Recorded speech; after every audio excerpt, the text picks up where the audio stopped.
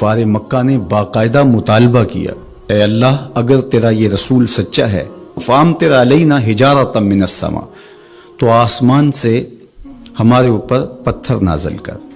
تو حضور صلی اللہ علیہ وآلہ وسلم کہ رب نے کیا جواب دیا؟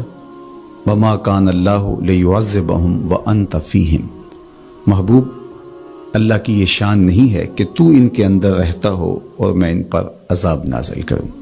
حالانکہ پچھلی امتوں پر عذاب نازل ہوا اور یہ امت خود عذاب مانگ رہی ہے۔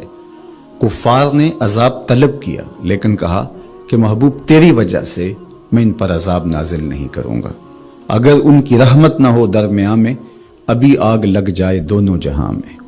تو وہ عذاب استیصال جو قوموں کے وجود کو مٹا دیتا ہے، امت مصطفیہ پر، حضور علیہ السلام کے غلاموں پر وہ کبھی بھی نہیں نازل ہوگا۔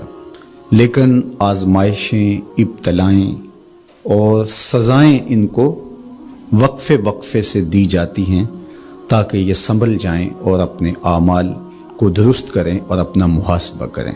اگر وہ اس کے باوجود بھی نہ سمجھیں تو اللہ تعالیٰ جل شانہ کی سخت ناراضگی کا موجب ہے۔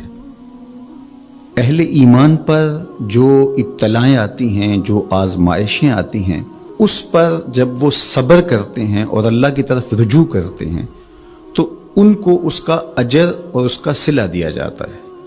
حضور نبی رحمت صلی اللہ علیہ وآلہ وسلم نے ارشاد فرمایا کہ مومن کے پاؤں میں کانٹا بھی چبھتا ہے تو وہ بھی اس کے گناہوں کا کفارہ بنتا ہے، وہ بھی اس کے لیے بہتری کا ضامن بن جاتا ہے۔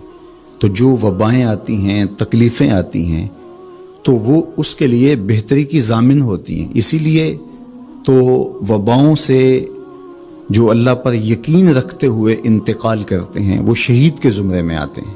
کتنا بڑا درجہ ہے شہادت کا، لیکن ان کو یہ نصیب ہوتا ہے۔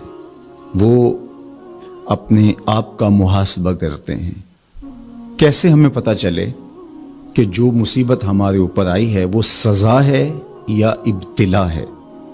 تو علماء نے کہا کہ جو وبا، جو مصیبت، جو تکلیف تمہیں پہنچتی ہے اس پر اگر تمہیں اللہ کی طرف رجوع نصیب ہوتا ہے تو وہ ابتلا ہے، اس سے تمہارے درجے بلند ہوں گے، تمہارے گناہ مٹیں گے۔ اور اگر ان آزمائشوں، ان امتحانات اور ان وباؤں کے باوجود بھی تمہارا اللہ کی طرف رجوع نہیں ہوتا اور تم اسی طرح اپنی زندگی کو گزارتے ہو جس طرح اس سے قبل گزارتے ہو تو وہ تمہارے لیے سزا ہے۔ تو مجھے اور آپ کو اس موقع پر دیکھنا ہوگا کہ ہم کس مرحلے سے گزر رہے ہیں، ہماری کیفیت باطن کیا ہے۔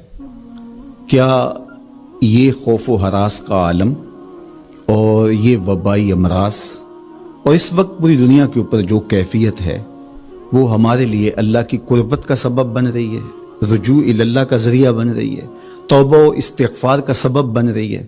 ہم اللہ تعالیٰ جل شانہ کی قربت حاصل کرنے کے لیے کوشاں ہو گئے ہیں، یا کہ ہمارے رویے، ہمارا طرز زندگی اور ہمارا انداز معاشرت بالکل تبدیل نہیں ہوا اور ہم جس طرح کی زندگی پہلے گزار رہے تھے اس طرح کی ہی زندگی بسر کر رہے ہیں؟